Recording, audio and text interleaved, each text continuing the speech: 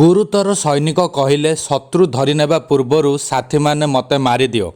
ଆସନ୍ତୁ ଜାଣିବା ଏହାର ସର୍ଭିସେସ୍ ଖବର ବିଷୟରେ।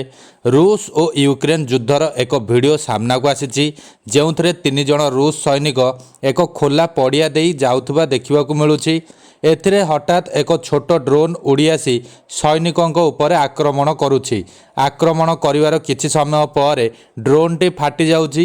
ୟୁକ୍ରେନରେ ଏଭଳି ଆକ୍ରମଣକୁ FPV ଡ୍ରୋନ୍ ଆକ୍ରମଣ କୁହାଯାଇଥାଏ। ଡ୍ରୋନ୍ ଆକ୍ରମଣରେ 3 ଜଣ ସୈନିକଙ୍କ ମଧ୍ୟରୁ ଜଣେ ଗୁରୁତର ଆହତ ହୋଇ ପଡ଼ିଆରେ ପଡ଼ିଯାଇଥିଲେ। ଏହାପରେ ସେ ତାଙ୍କ ପଛରୁ ଆସୁଥିବା ସାଥୀଙ୍କୁ ତାଙ୍କ ମୁଣ୍ଡକୁ ଗୁଳି ମାରିବାକୁ କହୁଛନ୍ତି।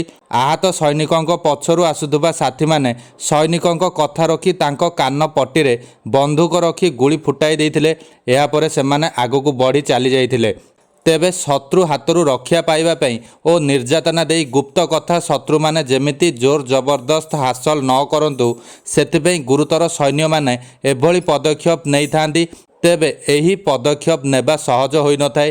ଏଥିପାଇଁ ସୈନିକଙ୍କୁ ଅନେକ କଷ୍ଟ ଓ ଯନ୍ତ୍ରଣା ସହିବାକୁ ହୋଇଥାଏ।